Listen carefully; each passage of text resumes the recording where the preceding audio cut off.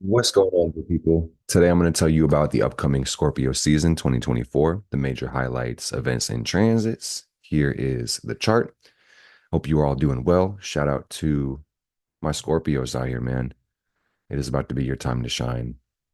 I'm actually recording this a couple days prior, just so we can get a jump on it and know what's to expect. So, if you're unfamiliar, Scorpio season is going to begin on the 22nd of October.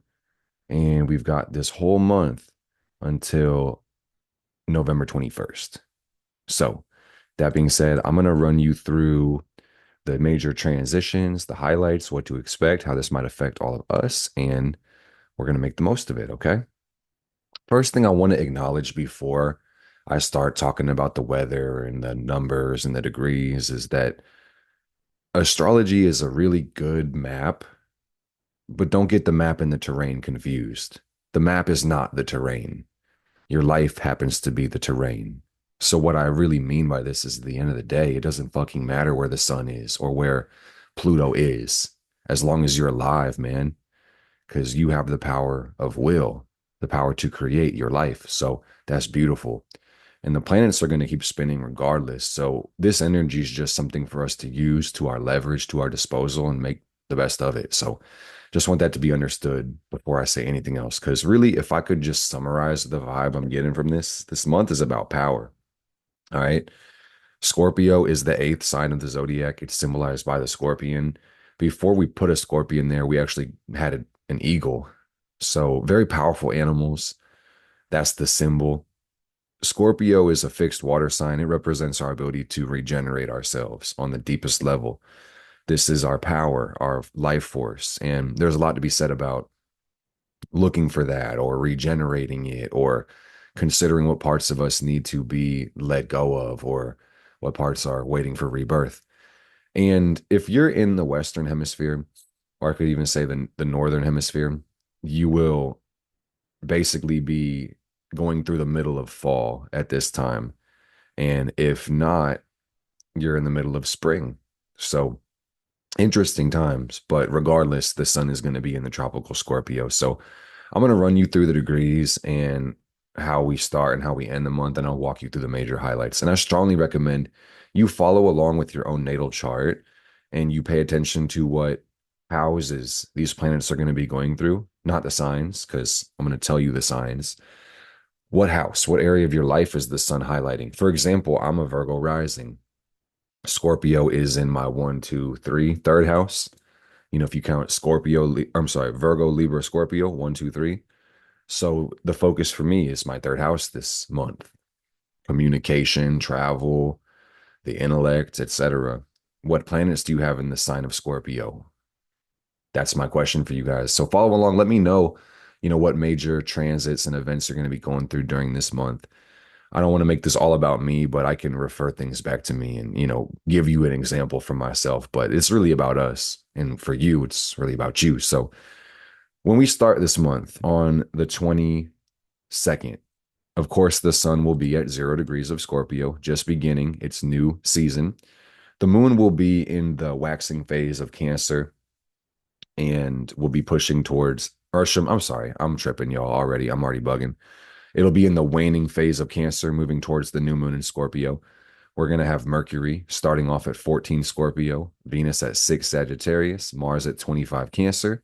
Jupiter is going to be retrograde at 21 Gemini, Saturn retro at 13 Pisces, Uranus retro at 26 Taurus, Neptune retrograde. Everything's retrograde, man, at 27 Pisces, and Pluto direct at 29 Capricorn. Almost done.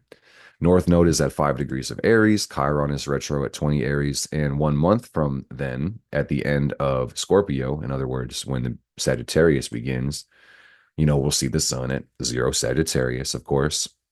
We'll be, close to the next new moon in Sagittarius. Mercury will be in Sagittarius at 21. Venus will move into Cap, 12 degrees. Mars will be in Leo at 4.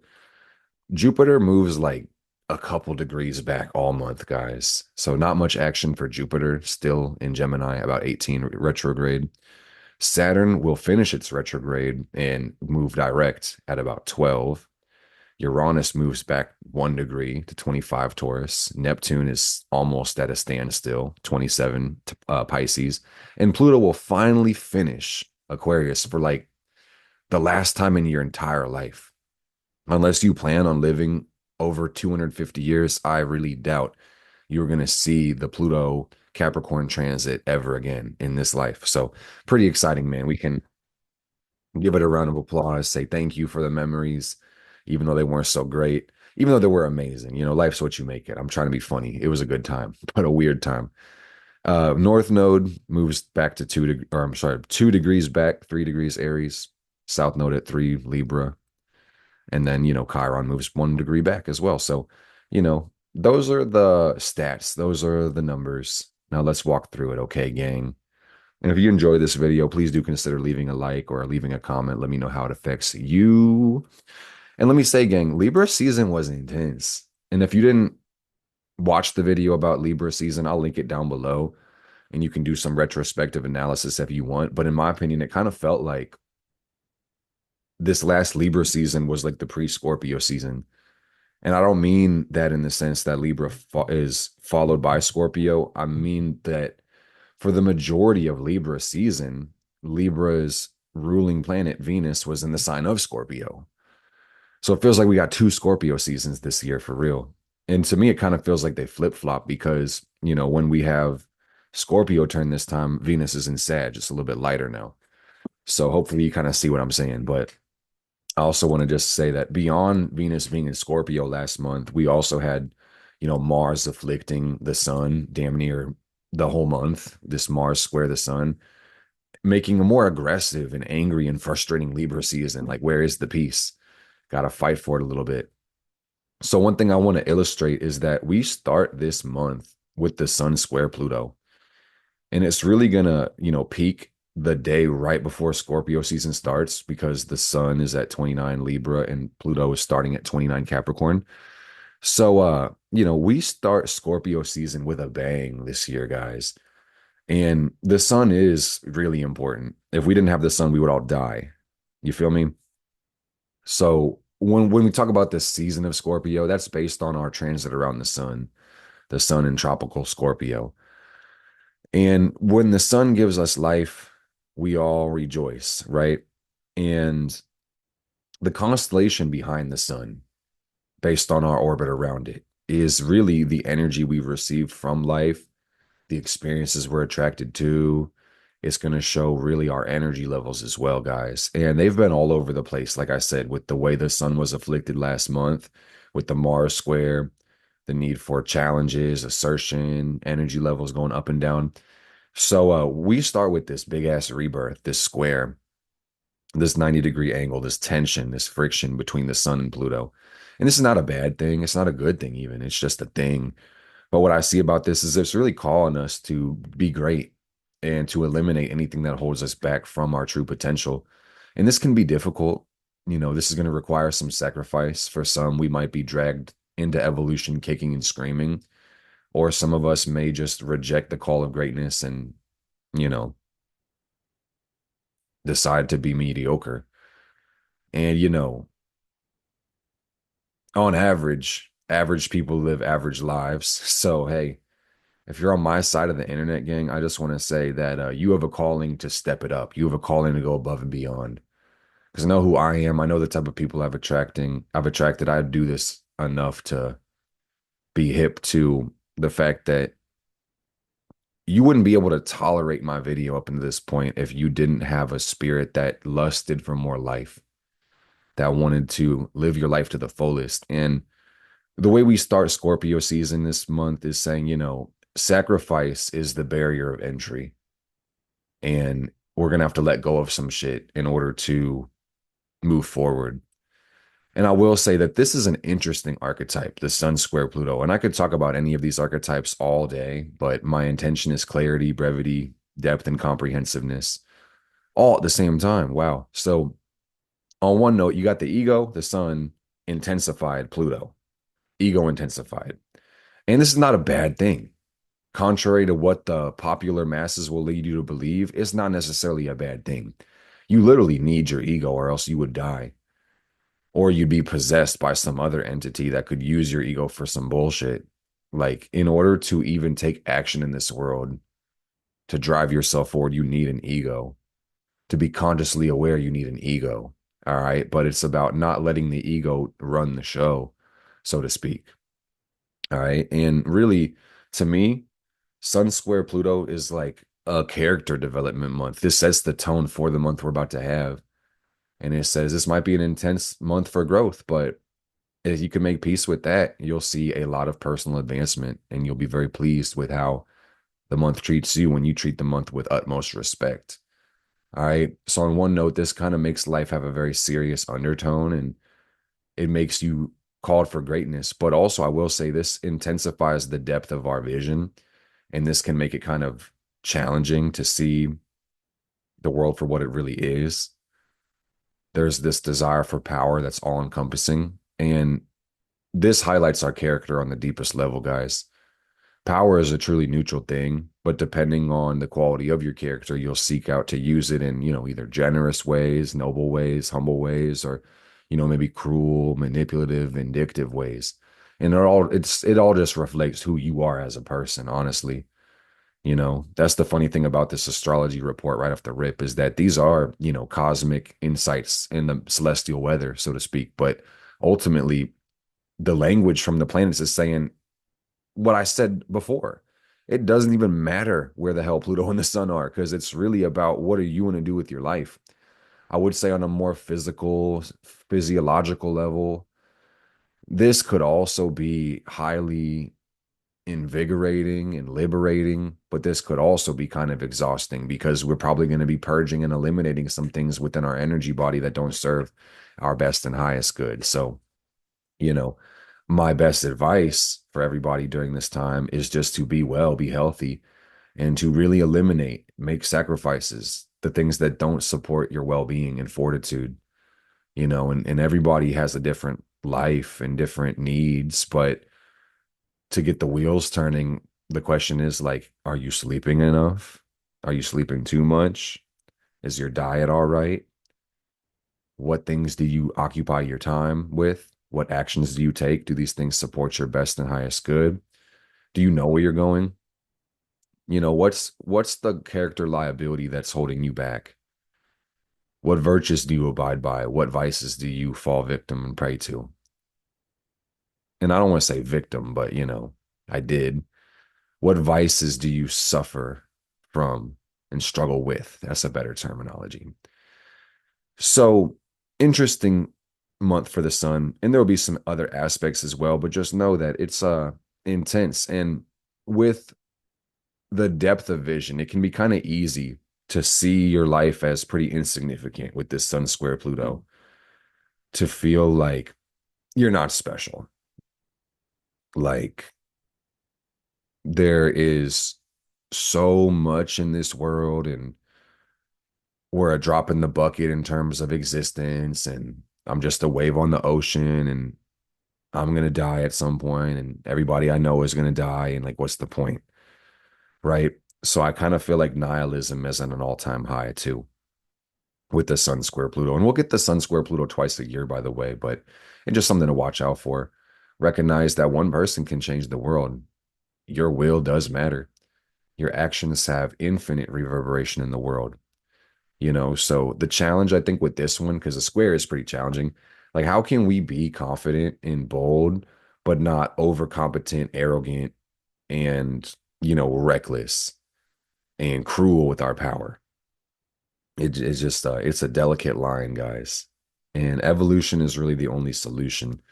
So that's really what Pluto is asking us. And I mean, it's the season of Pluto. If you don't know, Pluto rules Scorpio. So it's a very Pluto month, guys. Get excited. So moving forward with the sun in Scorpio, let's take it day by day. Let's get through this.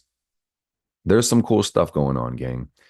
So we have Halloween in Scorpio season, which is pretty exciting, pretty jazzed up. Let's go through the planets where they are starting because, like I said, there's not going to be too much ingress, too much action, but we will have some interesting angles. Where we start, the moon is always going to moon. So I'll tell you about the lunations in a second, but Mercury is going to be in Scorpio. All right. And Mercury governs our intellect. It shows how we perceive things, is how we interpret information and exchange it with the world. And it's again in Scorpio. And we'll have this in Scorpio until November 2nd when it moves into Sagittarius. So it's penetrating insight. It's really piercing the veil, looking beyond the illusions. All right. And on one note, Mercury governs intellect and mental life and attitudes. So you may see that this may be a more secretive time where you may be less inclined to want to communicate. You may be more cautious and more reserved with your ideas. Or on the other side, you may feel this amplified power within your mind and this wantingness to share. And it's a language. Astrology is the language of archetypes. So I think that the phrase word vomit is also a very Mercury Pluto thing. It's about saying too much, being too honest, or just talking people's ear off too. Can be a really Mercury Pluto thing as well. Controlling conversations, penetrating insight, getting right to the point, seeing things you can't even communicate. There's a lot that comes with Mercury Pluto, aka Scorpio Mercury. So get excited. Mercury is in Scorpio. We start with Venus and Sag, and she will move into Capricorn on the 11th of November, 11/11. So that's pretty cool. And Venus is how we love. It's pretty lighthearted compared to Venus and Scorpio. Venus and Sagittarius is about having fun, having a good time. So you'll see this want for adventure during this month and this desire to play and to be bold and to see what's out there. And on one level, this is really about freedom and, exuberance and just living your life to the fullest, having a good time, seriously. But on the other note, Sagittarius has a very spiritual undertone and it can be very wise and philosophically oriented too. So this also asks us to evolve our love nature, to become more responsible, because you can only party and drink and crash out and engage in so much debauchery before your soul is like, man, I gotta lock in. So I'm not encouraging hedonism, but I'm not encouraging asceticism either at this point. I'm just saying understand your values, Venus and Sagittarius. Try to think about what is your will? Are your choices aligned with it? Have fun. Life shouldn't be so serious you have no fun, but at the same time, it shouldn't be so, you know, ice cream every day you give yourself cavities, if you get what I'm saying. All right. I feel like someone's like, damn, I can't have ice cream every day. I mean, you could brush your damn teeth, man. So, what about Mars now? Mars is actually the ancient ruler of Scorpio. So, you want to pay very close attention to planets in, I should say, where Mars is when you want to know what Scorpio is doing, by the way, guys. Pluto and Mars. And they actually make an opposition this month, too, which is, something we'll talk about even more. But Mars is going to be in Cancer for the majority of the month, and it'll actually peek its way out into Leo at the end. And I don't want to say at the end, kind of in the middle, really. And eventually it'll retrograde back into Cancer for a hot minute. But Mars in Cancer is a really interesting archetype. And I have an extended video on that and I'll link in the description. But this is not the easiest place for Mars to be, guys. It's the planet of power, the planet of drive, the masculine force, our assertion in the feminine, soft, comfortable, nurturing sign of Cancer, right? So, on one note, this could be highly frustrating for a lot of people. It could be very liberating for everybody as well. Just depends on how you use it. And for those that don't watch the video, or just for everybody, I'll remind you, man, anything going on in Cancer is ruled by the moon. So this is a really good time to understand your moon sign and your Mars and really think about, what relationship does comfort and desire play in your life? What relationship do they share? Mars in Cancer is going to ask you to really lead through your heart and take action on what you want in the deepest core of your being. So, on one note, I think the beautiful thing about this month is it's going to really give us a direct avenue towards solving our problems and going after our heart's desires. But on one note, the extreme opposite, this could be kind of difficult because we may be inclined to avoid the discomfort of growth at all costs. And most people that are not successful for the reason that they're weak. And you heard it here first. Some of y'all did not hear this here for the first time, but let me repeat that for somebody who needs to hear it. A lot of people are not going to be successful because they're weak as shit, and they choose to be weak. Their actions are not aligned with growth, they're not aligned with strength, and we have choices every single day, man. In other words, and take a deep breath, man, because this probably won't feel good, but it'll definitely strengthen you up. Fuck your feelings and stop being a baby. And everybody's got 24 hours in a day. So fuck your excuses too. What are you doing with your time? Cancer, the moon, it reflects patterns, it reflects cycles, right? And Mars is the planet of severance and destruction. And it asks us to say no. So the language stands to reason. Say no to the bullshit patterns that interrupt you. Choose better patterns, choose better habits. And I would also just lovingly encourage people lean out of your edge as opposed to jumping off the cliff. You understand? Because growth is a constant process. It's incremental, it's systematic, you know. And if you forget that, you'll take on too much, or you'll get overconfident, or you'll go on the extreme opposite and feed the fear. And then you won't even want to do what you're trying to do or need to do. So, baby steps, man, better than no steps. Slow motion is better than no motion, right? So that's beautiful. So put in that pain, guys. Like I said, not trying to push asceticism fully on you because, if you choose a life of asceticism only, you're probably going to get anhedonia, aka no pleasure. Life becomes devoid of joy, and you probably don't want that. But, at the end of the day, you got to put in some of that pain. There's no substitute for the work, not that I found. So, you know, get comfortable with being uncomfortable. And Mars and Cancer would also suggest, paying attention to things that your heart cares about, protecting your love, protecting your energy, and being more direct with the things that you care about as opposed to more passive and indirect. Mars and Cancer can be a very manipulative energy. All right. And I hope this is making sense as I'm saying it. It's the planet of desire and intent in the sign that's feminine and passive and cardinal and deals with moods and emotions. And it's like you can manifest things directly or indirectly, but when it comes to your interpersonal relationships, it's important not to seek to manipulate people. All right, and treat people the way you want to be treated.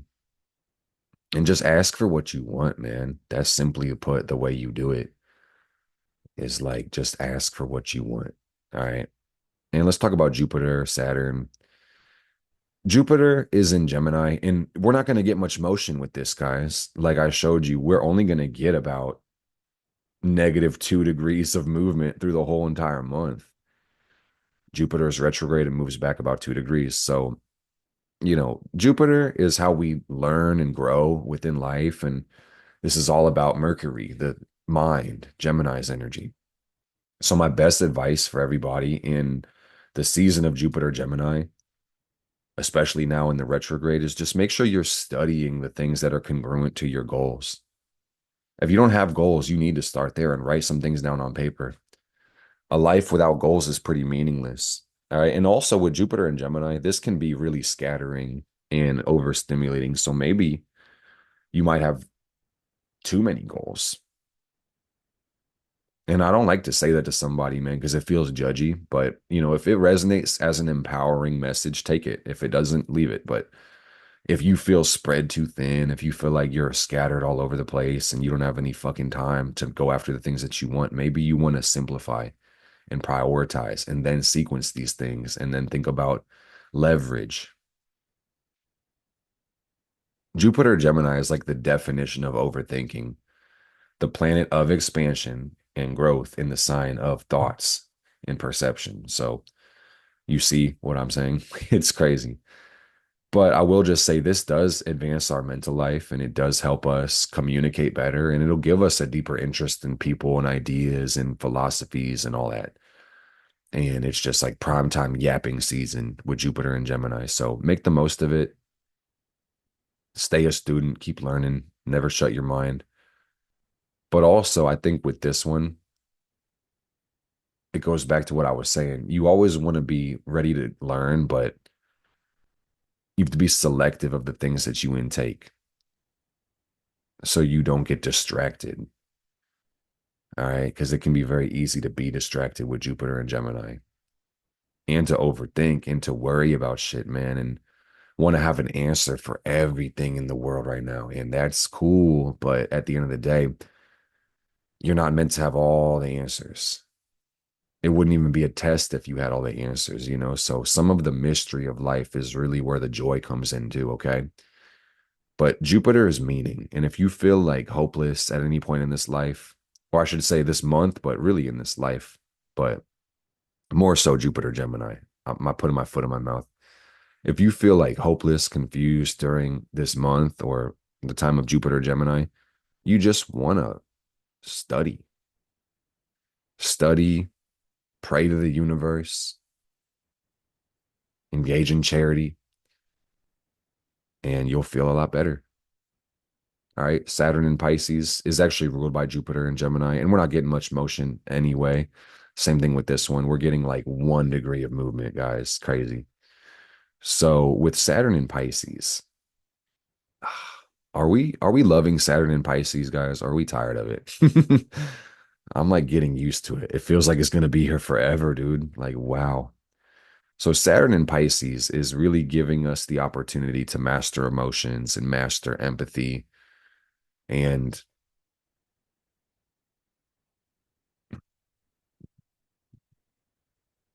I don't know what that means to you, what I'm literally saying, but what mastering empathy means to me is being able to reach into your own feelings, to feel all your feelings, but also to feel into other people. And that doesn't necessarily mean babying other people, by the way, especially with Mars and Cancer. I'm going to keep that 100% with you. It doesn't mean babying other people. It doesn't mean taking on other people's bullshit. All right. It doesn't mean becoming a sponge and just absorbing everybody's crap. That's not love. It is empathy, but it's not fucking love. And keep it a buck. You know, if you love people, it would stand to reason you would help them love themselves. You would help them. And also what that means is not doing it for them, letting them do it themselves, man. Giving people the gift of responsibility. And that's the key word with Saturn in any sign, responsibility. All right. So you'll notice you can create a lot of bad karma in Saturn Pisces by trying to baby others or trying to become a martyr to your sacrifices or, you know, put yourself on the cross, take everybody's suffering on as your own. Got to keep your head above the water, guys. Like, it's given dog eat dog world. And there's many ways to look at the world. I wouldn't encourage you to look at it that way always, but it's like the world will take care of itself. Yes, there's marginalized people that need help, people that are suffering and don't know how to take care of themselves and maybe lack the resources too. And that's where our charitable social institutions kick in, and that's where we're meant to give. But at the end of the day, man, there's something bullshit about this Pisces Neptune, guys. And I'm not even jumping the gun. I'm going to just bring it out now because Neptune's in the same sign. Neptune is way further out than Saturn, and it reflects the movement of the culture. And Neptune has been in Pisces for a long time, guys, like over 10 years. And Neptune in Pisces gives our culture this, you know, beautiful aura and glow and this desire.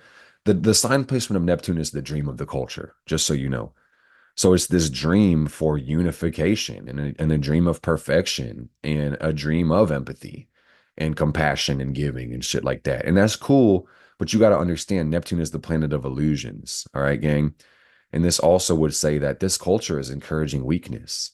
It seriously is. This culture is encouraging victimization. And I'm going to be clear, man, because this is a hard conversation because it's out on Neptune.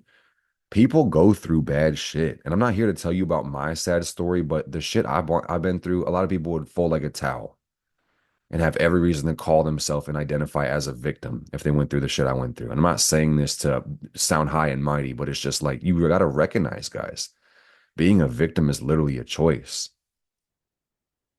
Identifying as a victim is a choice, I should say, because there are times in life where it's like beyond your best capability to be strong or to avoid oppression might find you. And I'm not talking about those people. I'm talking about these weak ass people who have every choice to be strong, but choose to be a baby and just really have this fucking entitlement.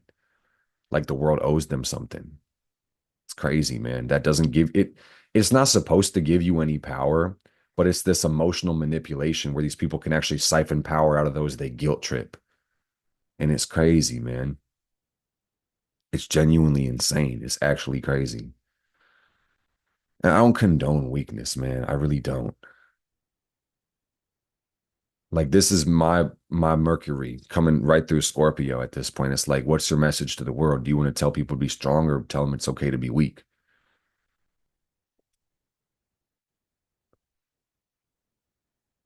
I'm gonna get I don't want to get on the soapbox, but if I'm just harping, give me the damn harp. Somebody buy me a harp and I'll play it. But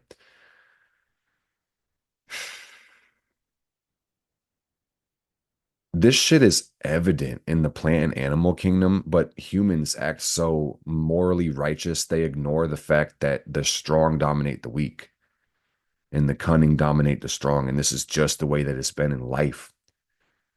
But because we're so high above the totem pole, we feel like it doesn't apply to us. No, it absolutely applies to us. But at the same time, we've evolved to the point of creating culture and society and law and legislature. So it stands to reason we don't have to be as animalistic as the rest of these fucking kingdoms. We certainly don't, right? But this power play still manifests. It still plays out. It still exists. And you're blind if you want to ignore that shit. Or you just kind of got your amnesia going off. So just wake up and smell the fucking coffee, y'all. This world is dangerous and consumption happens on all levels. Possession happens on all levels, guys. Spirituality is really the way we live our life. But if you really think about what spirit actually is, our consciousness, our space, our ineffable aura, our flameless gas, our odorless gas, whatever you want to call it, spirit equals space and space equals spirit. All right. And you'll notice, like in the plant and animal kingdom, even with the plants, with the trees, it's like there's some trees that collaborate, and sometimes sunflowers, like they'll turn to each other and share energy when the sun is away, etc. But you guys ever seen like trees that reach for the sun and certain other trees don't get the sun because the one is blocking them and that tree has to die? It's really like that. Why? Because the strong dominate the weak.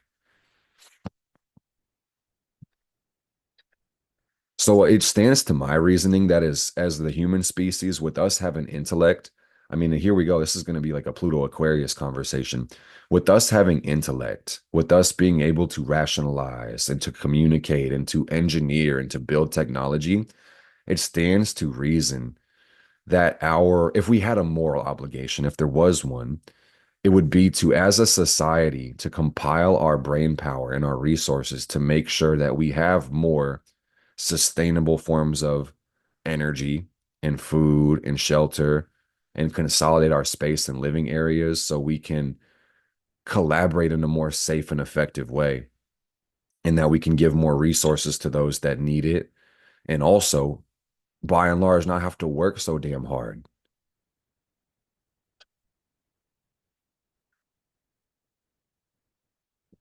Because capitalism, and this is some Pluto Capricorn shit, guys, at 29 degrees. I really have seen that capitalism has, late stage capitalism has turned into neo feudalism, new feudalism. And what is feudalism? It's like the strong dominating the weak again on a cultural level. It's like the kings employing their serfs and, the peasants, and the money talks and the bullshit walks. And the king and the power, they've got all the fucking authority, all the resources, and it's built on the backs of the population, essentially. And the taxes are way too fucking high. All right. So I see a lot of shit changing in the 20 years of Pluto Aquarius. And I'm going to talk about this pretty soon and make a whole different video for the cycles that are going to happen in that 20 years. And we'll look forward to that. But it's just like, this is a crazy time to be alive, guys. And crazy changes are happening in our culture. Next year is really the thing. I know I'm making this about the month of Scorpio, guys, but Pluto is the ruler of Scorpio. Pluto's moving this month. And next year, we're gonna have all the outer planets move. And I'm gonna fast forward like 3 months. One, two, three. Pluto's in Scorpio or in Aquarius. That's not what I was looking at. Let's go 5 months, 4, 5, 6 months, 7 months, 8 months. All right, 8 months from now, Pluto will be in Aquarius, Neptune will be in Aries, whole different cultural shift, and Uranus will be approaching Gemini. So the next 12 months is going to be insane for technology shifts and cultural revolution. That's the archetypes, guys, truly. So let me reel it back down to October again, because that's a little far out, but it still is like, to me, guys, this is like the calm before the storm. And it also kind of feels like the image I just got in my head, guys, is like throwing something on a pool of still water and waking up the sea monster underneath the water. You'll see a little bit of a ripple this month, but it's nothing compared to the next 20 years. Higher time frames hold higher power. And I know we're looking at the monthly, but I'm telling you guys, there's some shit going crazy on the year to date and the all time. So, man, what else? I got way off on the Pluto. Pluto and Capricorn, systemic oppression will come to an end. The humans won't tolerate this shit. There's going to be huge shifts. And our collective consciousness is evolving in such a way that it's really going to be power to the people. And this internet is going to free us. And we'll make sure of it. It's the human spirit that needs freedom and advocates for the existence of all. And I know these kids born out of Pluto and Aquarius, they're going to be like super indigo children, guys, for real. They're going to make the indigo children look like babies. Like the indigo children were literally crawling so these Aquarius Pluto kids could run, you know? So let's talk about these other lunations because we go on and on. The real next action, I should say, because I was trying to highlight the planets where they are right now, guys. Huge shifts are happening. But as far as the ingresses, let's talk about them. Well, the first thing we got is a lunation. All right. It's going to be the new moon in the sign of Scorpio on the 31st of October or November 1st, I should say. I'm a witch. I feel like that's pretty evident. Y'all don't need me to tell you that. But for me, the spell work is going to be working on, the night of Samhain, the 31st. And then we'll start the new moon cycle on the 1st, November 1st. And it's going to hit early in the morning. So some of y'all might not even be awake at that time, but it's a great time to plant your seeds. Very interesting new moon chart, guys. And this is also one of the most powerful angles of the month. Beyond the new moon, as you can see in the sign of Scorpio, we actually have Mars in Cancer making an opposition to Pluto in Capricorn. And this is highly empowering and also highly fucked up too, man. Mars and Pluto are two octaves of the same thing. So beyond the new moon cycle being a new beginning, I'll talk about that real quick. Set your goals, set intentions, make offering to spirit, do magical workings, light yourself a 7-day candle, do what you will if it harms none, right? And heavily on this, man, because that's the golden rule. And somebody didn't hear about that shit. A lot of people didn't hear about it. And what sucks is some people did hear about it. They just don't give a fuck about the golden rule. Do unto others as you would have them do unto you.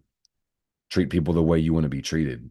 Mars and Pluto opposition is actually a dangerous thing. And I'm gonna keep it a buck 50 with y'all. Like, I'm not gonna hold y'all. I'm gonna just be honest. I don't encourage anybody to live in fear.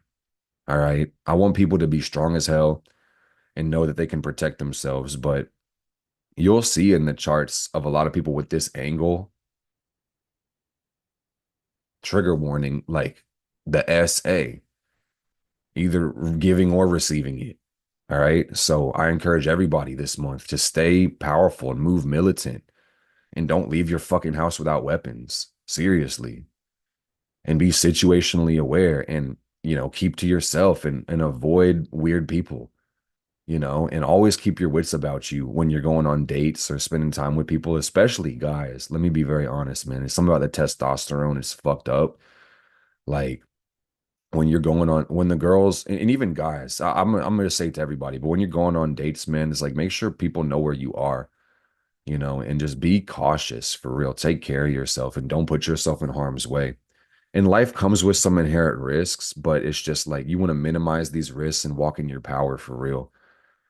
But also, I want to say, gang, it's like this is the beginning of the lunation. So it's not even about just the day, it's about the cycle. It's really about Scorpio season bringing us into our power and recognizing your intentions and making sure your soul is more pure and questioning yourself genuinely, asking yourself the right questions like, what do I want for the world? Do I want this world to be benefited by my being, or do I want this world to suffer like I did?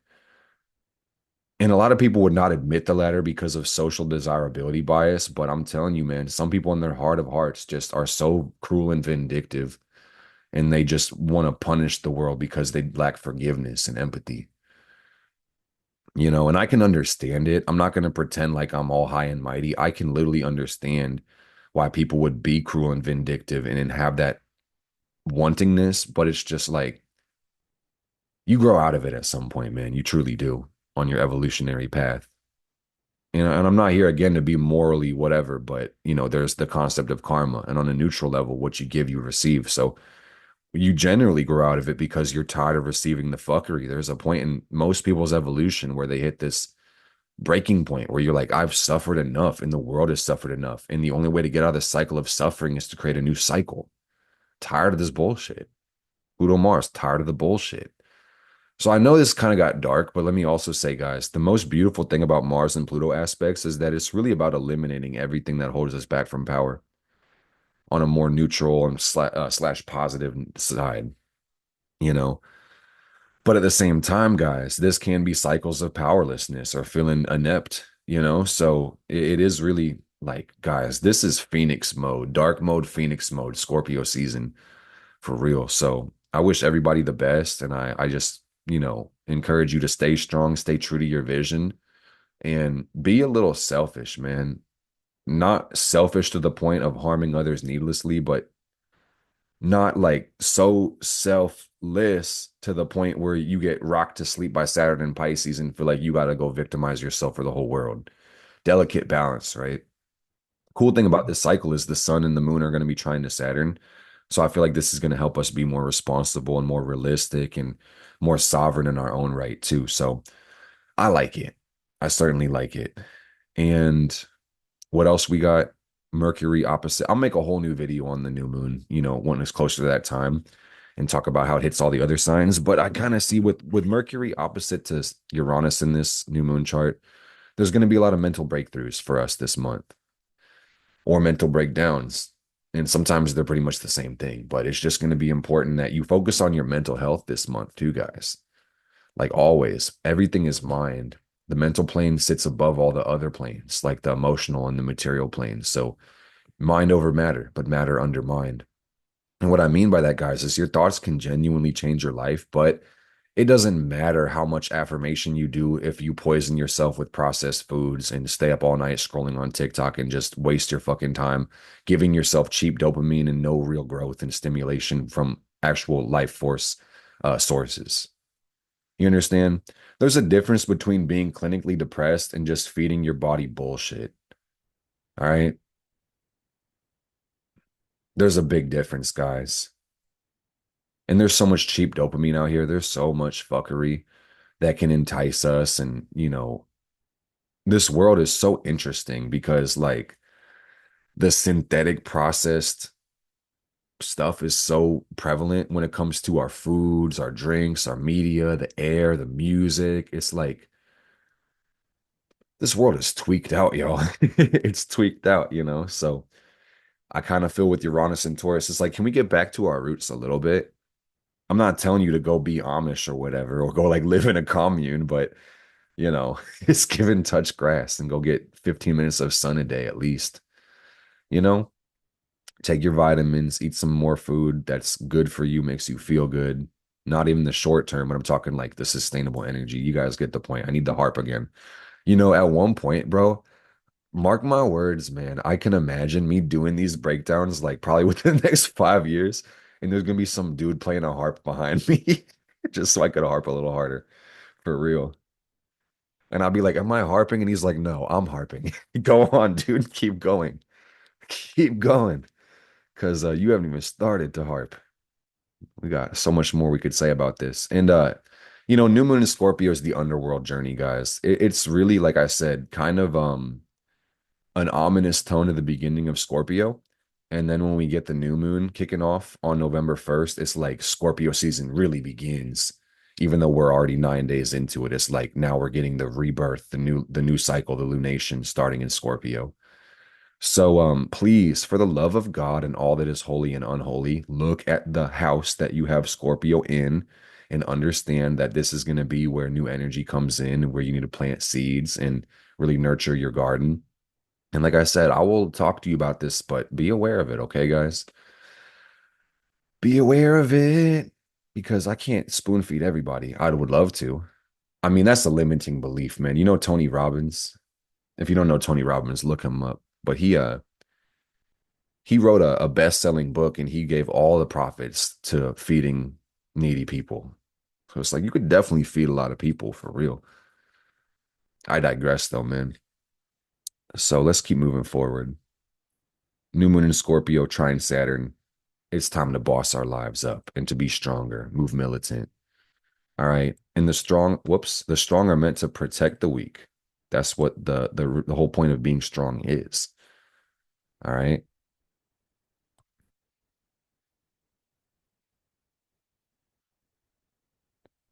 So a couple days after the new moon, we get Mars ingress into Leo. And Mars has been in Cancer for a minute. Like I said, this is just a brief dip into Leo because Mars will actually retrograde back into Cancer for a hot minute. So it's kind of like a breath of fresh air, guys. Where Mars and Leo in oh man, time will tell what this plays out like, but Mars and Leo is very bold and powerful when it comes to our energy. We're going from a feminine sign, Cancer, to a masculine sign, Leo, and it'll have us a little bit more bold, a little bit more confident, more expressive, and it will amplify the need for creative control. And also, babies are born every day, but when I think about Mars and Leo, it's like, let's make a baby. That's kind of what the language told me.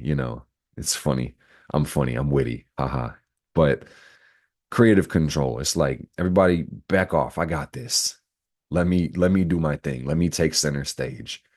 All right. So this will be refreshing, I think, after that Scorpio new moon kind of jumping into the underworld like, yo, I'm the shit.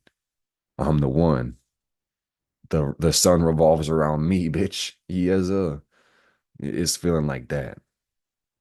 So Mars and Leo is asking us to act intentional and also to show love, to create some stuff. I kind of jumped the gun, y'all. 2 days before that, and I'm blaming it on myself, but this is such a Mercury Leo thing. That's my chart, by the way. Mercury Leo. Like talking in a circle, going back and forward. Like, I'm sorry, y'all. As far as me not telling a story with congruence, continuity errors, right? So you got on the 2nd of November, like the day after the new moon, Mercury will move into Sagittarius. So even before Mars moves into Leo, and that's a trine, Mercury trine Mars, by the way. Before Mars moves into Leo, Mercury will move into Sagittarius, and our mind will be a little bit more optimistic and inspired. And what's actually really cool about this, guys, is this going to take some sting off of Jupiter and Gemini because mutual reception. And if you don't understand what that means, I'll just kind of put it this way, guys. Mercury is going to be in Jupiter's sign, and Jupiter is going to be in Mercury's sign. They kind of switched houses. And technically, this is the detriment of each placement, but because they're both in the sunken place. It's like, okay, cool. We're in miserable company now. So at least we're not alone. I'm playing. It's not that bad, but at the same time, it'll definitely give some mitigating sympathy, basically. If anything, this is a good thing. That's why I even brought it up.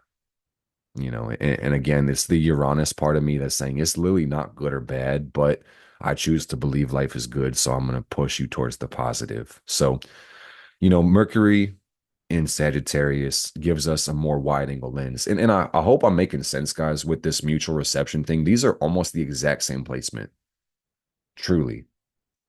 Like the archetypes are almost parallel, if not exactly the same. Mercury and Jupiter sign and Jupiter and Mercury sign, right? But I would just say that it's going to bring us a breath of fresh air, a sense of confidence and expansion, heightened sense of meaning, and curiosity will be piqued once again. And it's cool to have a fire sign out here, man. It's going to make us more lit, more inspired. And we love that, don't we? And especially with this trine to Mars, it's going to make us more strategic and more applicable towards our desires. And who doesn't want that? Who doesn't like agency and willpower?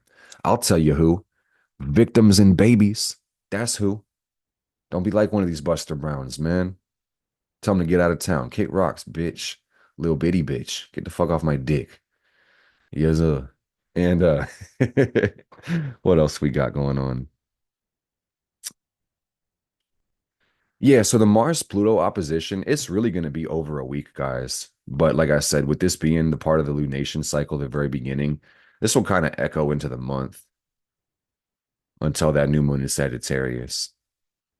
But yeah, we got this Mars Pluto opposition, and really the next thing I got for you guys is Venus in Capricorn on the 11th of November. November. Venus moves out of Sagittarius into Capricorn. And this is like, I'm about my business. Hoes, leave me the fuck alone because I'm in my bag right now. This is about valuing, which is Venus, what? Structure and sovereignty and success. And that's Capricorn, the goat. I want to climb the mountain. And anybody who wants to get in my way, get the fuck out of my way. You're either with me or you're against me. And that's just one lens for Venus Capricorn. This is our love nature, and that's parallel to values. But I think with Venus and Cap, this is going to change our relationships quite a bit. And it's going to make us have this needingness to strengthen them and to make sure that these are more appealing to the public. All right. It's going to be the desire to have recognition too,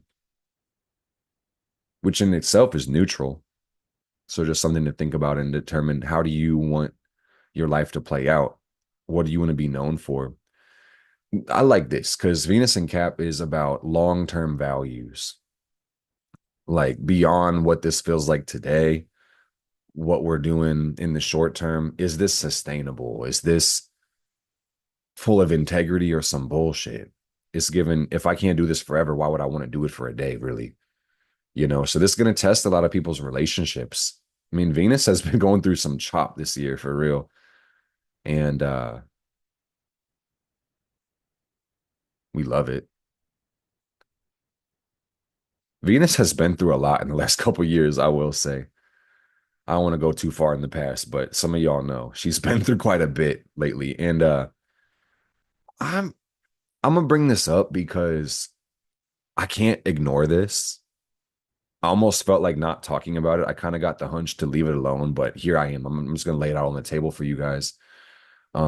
Watch Venus this month, especially when she gets into Capricorn and squares the North and South node. This is, in my professional opinion, the most important aspect in all of astrology, the square to the North node, because any planet that is square the North node will consequently be square the South node, making like this faded T square. All right. And this square planet is the fulcrum to growth in that time space. And this is a very interesting month for love.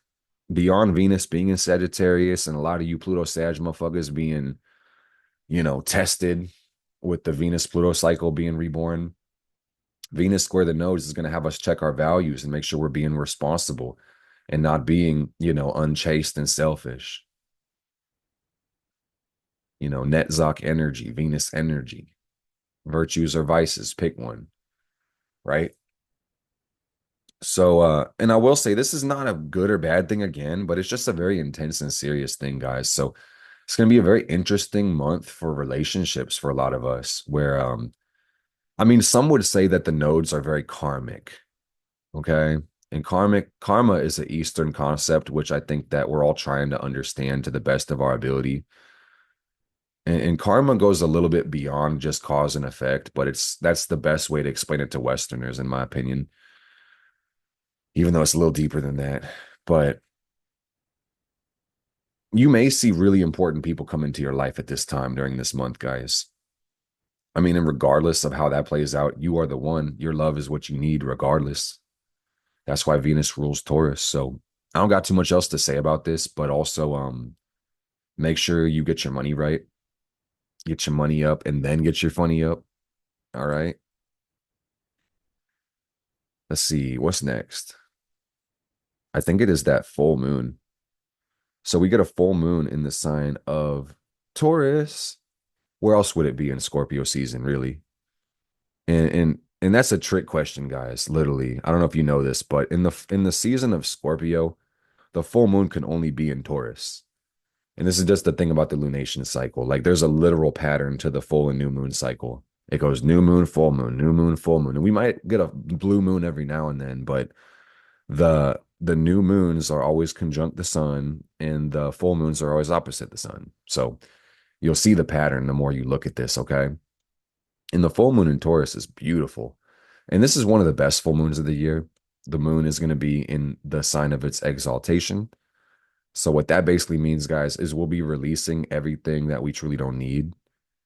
This will bring us a heightened sense of stability. And honestly, I think that the full moons are really interesting because it's like obviously a release right before the waning moon starts. But if you really think about the lunation cycle in the pattern of the year, every time we have a full moon, it genuinely means that it has been the longest since that full moon has happened because there's a cycle.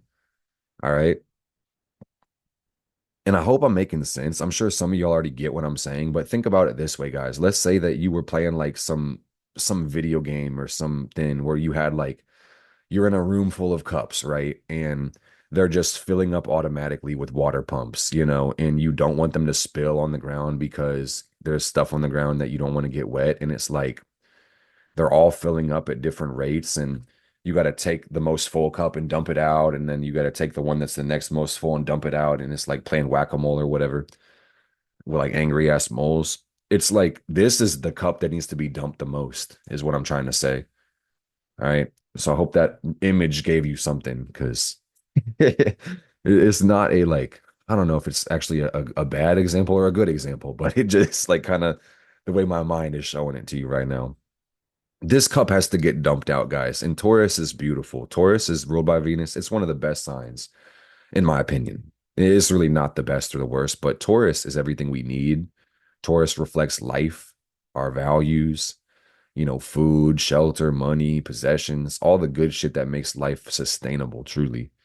All right. So I would just say that, if we're experiencing chaotic times, times of scarcity, times of lack, this is going to really reinforce us a little bit and help us get rid of some of this bullshit in our lives, whether that's physical clutter and problems and challenges or just energetic debris and discord. It's going to be good. I really like it. And also, the full moon is conjunct to Uranus. So this is going to be an unpredictable full moon. And I think also this is going to be a reason that it's going to be, liberating and kind of help us remove some of the chaos in our lives too. Okay. And the full moon, or I should say the sun, really, the sun is going to be trine Neptune, and that makes the moon sextile to Neptune. So very spiritual energy and very mystical, very magical, very beautiful. Scorpio, and this is my opinion, guys, but I think that a lot of astrologers would back me up on this. Scorpio, again, is ruled by Mars and Pluto. So the phenomenon we refer to as magic, making change and conformity with our will, is a Scorpio phenomenon. It really is, guys. So if I could say anything to the world right now, work your magic, man. Work your magic. And what kind of magic should you work? Um, that's a good question. Cleansing and purification rites, but also protection and reversal magic. So you can stand in your own power and also reverse the bullshit that makes you think that you shouldn't have power. All right? Decolonize your mind. Uninstall programs that don't serve you. Remember that all spirit is space. And free thinking is really the virtue right now, guys. Got a couple more events to tell you about, and then I'll wrap this breakdown up. But I just really feel like this little Uranus full moon is about breaking out the box, liberating your damn self, man, not being a slave, not being indoctrinated. All right. And we do need some doctrines in order to live in a society. We call those laws, right? But at the end of the day, man, they need to be built on objectivity and logic. They need to make sense, and they need to be non-restrictive to those with, personal agency and power and love and empathy. All right. And we have to make some sacrifices for the better good of all. But at the end of the day, man, like freedom seems to be the virtue that we all looking for. But here's the thing, guys, like you can't have too much freedom and you can't have too much order at the same time. Kind of have to find the balance between the two. And if you look back in mythology, this, in my opinion, this is why Saturn and Uranus were fighting each other. And just something to think about. These are just my ideas. Hope you can build something out of them. So, what else we got? A couple days after this full moon, well, actually, the next day, you can see Saturn is already stationing during the full moon. So, Saturn will go direct the day after the full moon on November 16th. And that's going to be a good time for us to really keep building forward motion in our lives, to initiate our projects and our goals and build business. All right. Work on our career, work on forward advancement. Saturn goes retrograde every year, guys. And I was postulating, with the amount of planets and asteroids in our solar system, we're always going to have a retrograde. There's literally always a retrograde. So retrogrades are not a good or a bad thing, but at best they reflect a time of revision. Okay. And Saturn has been retrograde. It'll be retrograde basically the whole month. And this is a month of revision. It's a month of kind of locking back in, recalibrating, and and also I will say that Saturn and Jupiter were square for a good part of the year, and they're kind of loose, like the square kind of separated a little bit. So we got a nice month of, pressure being taken off of us, but don't neglect this easy energy. Like pay attention to your personal life and your goals and your responsibilities, and make sure you can get some stuff off your plate that doesn't, you know, lead you towards growth, remove some distractions, and double down on your actual priorities, okay? And try to cut off some loose ends, put out some fires if you got to, and get organized during this month, because when Saturn goes direct, you're going to want to start making forward movement, and you don't want to be waiting until Saturn goes direct for you to be like, "Oh fuck, there's actually some catching up I got to do still." Catch up now, use your time, be responsible, and then you'll get a lot further when Saturn's moving in forward motion, okay? But truly, with the shadow period, it is likely that in the post retro shadow, we'll still be doing a little revision. I mean, and life is a constant balancing act, right? So just do your best, gang. I don't know what your best genuinely is, but do your best, and that's gonna help you a whole lot. Last thing I really got, guys, and we saved the best for last. Seriously, Pluto and Aquarius on the 19th of November. Move forward a couple hours. Yeah, boomski. Pluto and Aquarius, guys. And Pluto will be in Aquarius for 20 years. Do you guys have planets in Aquarius? Do you have fixed planets? Let me know in the comments down below, because I was asking, follow along with me and let me know what's going on this season. And I'll throw mine out just for you guys to see. It's like I got my Neptune at 0 Aquarius.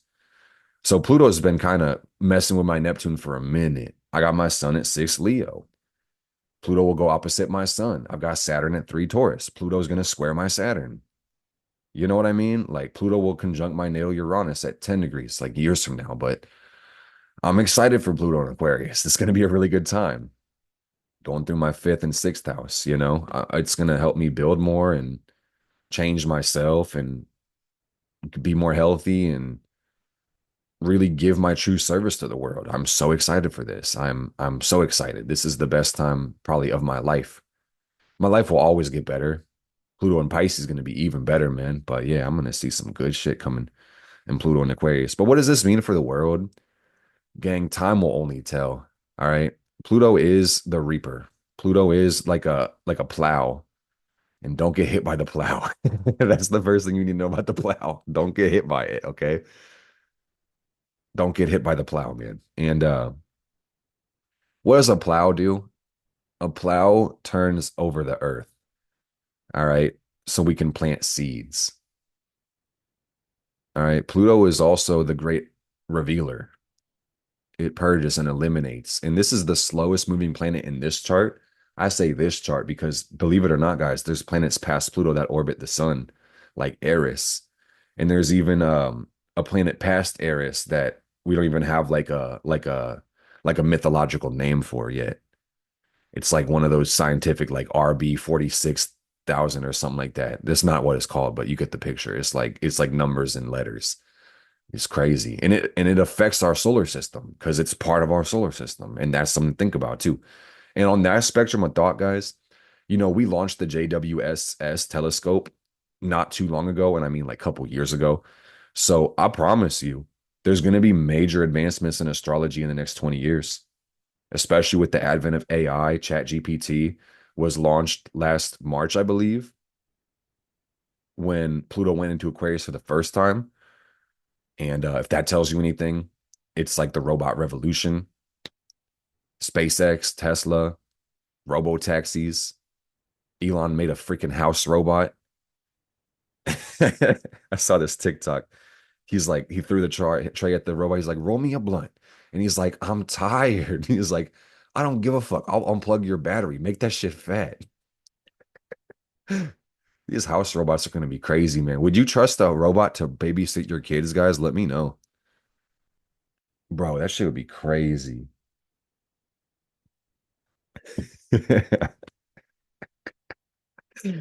All right. But Pluto and Aquarius, yeah, we'll see. I mean, needless to say, we'll see a lot of technology advancements, but also I kind of feel like what this is going to say about the people, time will tell, guys, because I feel like we're already seeing like a lot of brain rot from the ease of our society when it comes to technology. So a lot of people really don't want to think for themselves. A lot of people really just want all the thinking to be done for them, and it's easy to be that way. Bro, and it's like I know this is Pluto Aquarius energy kind of new now, but like when was the calculator invented? That's the real question. Because I'm sure they felt the same exact way when that happened. When was the calculator invented? In 1642. Let me go back to 1642. Are you serious? 1642? The first calculator was invented in 1642 by Blaise Pascal, a French mathematician, and it was designed to add and subtract two numbers directly and then to multiply and divide through the repeated addition or subtraction. Let's see where Pluto was in 1642. If it was in Aquarius, y'all, I'm gonna shit myself. Oh, I don't think my ephemeris will even go back this far. Damn. Let me look it up. Where was Pluto in 16? We didn't even know about Pluto at that point. 1642. Maybe I could do it on Solar Fire. I'm tripping, y'all. Let me do it on this screen. Let's do it on here. I was using my phone. Let's go back like a bunch of years. Let's go back 300 years. That's 17, 24. Go back like another 50. 1624. Let's go up like another 20. It's definitely not going to be Aquarius. I can tell you right now. It was in Gemini, but that's even, bro, that actually makes sense. Gemini is an air sign. It's also technology. Wow, crazy stuff. And Uranus. Oh, this is a trip though, y'all. Uranus was in Scorpio. And I don't know if y'all know this, but that's the same thing as Pluto and Aquarius. It's like what I was talking about earlier about mutual reception. You got Pluto in Uranus's house, or sign, I should say. And right now, Pluto, or I should say it's Uranus in Pluto's house, Uranus in Scorpio. But right now, Pluto is moving into Scorpio, which is Pluto in Uranus's house. And I'm sounding like a broken record, or maybe a confusing record. But but Uranus in Scorpio is Uranus in Pluto's sign. All right. So same shit, man. And my point, I don't even think I made the point a hot minute ago, but let me go back to the point, guys, is that I'm sure when the calculator got invented, people were thinking that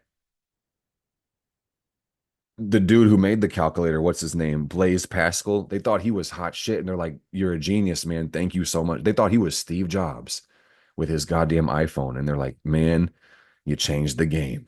We love you. But also, some motherfuckers were like, you're an idiot, Blaze, because now nobody's gonna think, and now nobody's gonna know how to add or subtract. And quite frankly, some people still don't know how to add and subtract, but at the end of the day, they know how to use a calculator. You know what I mean? So my point is this, guys, like things are gonna get a lot easier, technologically speaking, because that's the whole point of technology. And on one note, that is gonna really lessen our need for human mental resources. And this will consequently help us evolve in other ways and leverage further through the use of our tools. But at the same time, it kind of revolves back around. And this is the Pluto conversation, guys. And I don't know what else to say besides read between the lines of what I'm saying. But the strong will dominate the weak and the cunning will dominate the strong. All right. And this is really about mental evolution, mind, Aquarius energy. We got Pluto in Aquarius till 2044. And that's way the hell out here, man. So we'll talk about that later. This was a long video. Hope it meant something to you. Um the advent of the internet. I know the internet has existed for a long time, guys, but I really feel like this shit's about to explode. The way that we use this as a collective, the functionality that it's bringing us is going to advance even further. So make the most of your resources, get excited for the future. Don't fear the future, guys, because fear is the key to oppression. Remember that. Fear is the key to oppression. And I mentioned earlier, guys, that with this being such a slow moving planet, a lot of times we're not going to really see what happens because of Pluto until the kids born out of this transit are going to turn like 20, 30, 40, 50 and start assuming positions of power and making actual change with their will in the world. Okay. But I would say, as a culture, as we experience this energy, try not to feed into the fear, try not to feed into the hype or the mass hysteria. Pluto and Aquarius is going to be a very interesting energy because, on one note, it kind of reflects this absolute need through the bullshit that we all suffer from, an absolute need to come together as a community. But consequently, this will force us to embrace our individuality more than ever before. So it's given Charles Dickens' Tale of Two Cities. And I have not finished that book, honestly, because the first page of the book is like the most quoted page. And he says it was the best of times and the worst of times. And Tale of Two Cities. I think you already see what I'm saying, but I'm actually in full yap mode. Let me see if I can read that to you. It was the best of times. It was the worst of times. It was the age of wisdom. It was the age of foolishness. It was the epoch of belief. It was the epoch of incredulity. The season of light. It was the season of darkness. It was the spring of hope. It was the winter of despair. We had everything before us. We had nothing before us. We were all going direct to heaven. We were all going direct the other way. In short, the period was so far like the present period that some of its noisiest authorities insisted on it being received for good or for evil in the superlative degree of comparison only. And this book was published in 1859. Hold up. Let me not do that on my phone again. Let me go back 100 years. Let's go see what transits they published that shit under. 1859. This is the beautiful thing about astrology, guys. You actually kind of have to be a historian. 1859. And Uranus was in Gemini. Pluto was in Taurus. Uranus is going back to Gemini. And also Charles Dickens. Let me just pull it up on this side. Like, I'm going to figure it out. Charles Dickens birth chart. Because you got to see, like, this is the time that he posted it when he published it. Oh my goodness. And this was when he was born. Let's stop the screen share and then switch the page to this one right here. Mr. Charles Dickens. Pluto Pisces MF. Oh my goodness. Virgo rising. At what degree? 18. I'm like Charles Dickens. Damn, I got a 17-degree Virgo rising. Young Charles Dickens. Bro, I'm tripping out, y'all. I have the same what the fuck? What the hell? Uh I got the same North Node in the 12th house as Charles Dickens, y'all. What the shit is going on? Am I him reincarnated? What the fuck? I doubt it, but man. And and lo and behold, y'all, he's got his Uranus in Scorpio. What the fuck? Pluto conjunct Venus in Pisces. I could look at this all day. Um, we started trying to talk about Scorpio season. We ended up on Charles Dickens timing. So I hope this illuminated something. I hope this gave you some insight into astrology or the nature of life. They say sometimes there's nothing new under the sun. So that's something fun to think about. Pluto has been in Aquarius before. It'll go back to Aquarius probably after the end of your lifetime, unless you find the secret or get frozen like Walt Disney or Han Solo when they break you out in like another 250 years. And the question is, like, if you were cryogenically frozen or put in the kryptonite or whatever, or the carbonite or whatever the fuck they call that, and you were in stasis for those 250 years, does that mean you aged that many years, or is your aging on pause? Uh, I don't know what to tell you guys. Besides, I love you. I hope you enjoyed this video. Be powerful, be intentional with everything in your life, and all your intentions are probably going to manifest unless you intend to harm this world, and then the checks and balances in this world will reject your desires. So I think that this was a serious video, and on some note, I'm literally telling you guys, like, there's so much information you can get kind of confused with it. And on one note, the strong have always dominated the weak, but do remember that because we live in a society, collaboration is really your only way to succeed. If you want to try to dominate everybody with your strength, you're going to fuck up and the law is going to come to get you, and you'll just crash the fuck out, and you'll just end up having to be subordinated because you can't be responsible and you can't use your human powers, and you succumb to the animalistic tendencies. Okay. Evolution is the only solution. It's Scorpio season coming in. So the question is, how do you evolve? Generally, it's a slow grind and it takes time. Evolution has been termed by Jeffrey Green. He funded and founded the School of Evolutionary Astrology. Love this guy, prolific man. He says that there's two different desires in the soul, every soul, the desire to unite with the source of life and creation, regardless of what we call it, whether it's God or the universe or the great spirit or just Christ conscious, doesn't matter what you call it. A desire to return to that and a desire to separate from that. Okay. And generally speaking, evolution is the incremental elimination of separating desires. All right. Any desire that is not to know God, so to speak, or the oneness or unity within life is a separating desire. Your desire to sleep is a separating desire. Your desire to eat, to have sex, to get power, to get that money, to put that drip on your body, to drive your fast car. Those are separating desires, man. And everybody's had the experience of getting what they wanted and realizing it wasn't even satisfying, or it was fleeting. Like, every desire pales in comparison to eternity. And separating desires are only limited by what the imagination can conjure. So that's why it takes so fucking long for us to go through the process of eliminating separating desires. And quite frankly, some people don't want to hear this because it does kind of poke holes in their cosmology, but it may take more than one lifetime for you to actually do this for real. So with the sun jumping square Pluto at the beginning of the month, Pluto ruling over the sun the whole month, take your life serious enough to initiate change and to be great, but not so serious that you succumb to nihilism and feel like the game is not worth playing, because then you could actually prolong your evolutionary journey. Regression is not the solution. Evolution is the only solution. So what I mean is keep moving forward, and please, for the love of yourself, try not to take steps backwards, okay? Sometimes it can be easier to do that because inertia builds faster than momentum, but momentum does last longer. Okay, I'm gonna repeat that for somebody, man, and think about this when I leave you off on this. Inertia builds faster than momentum, but momentum lasts longer.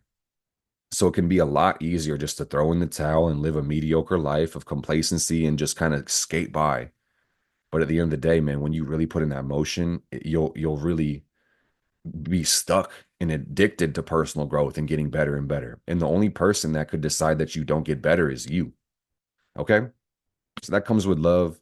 I appreciate you guys taking the time to watch this. Hope it helped. I could yap, but I feel like this is like the diminishing return point. I'm gonna leave you off on a high note. Blessed be.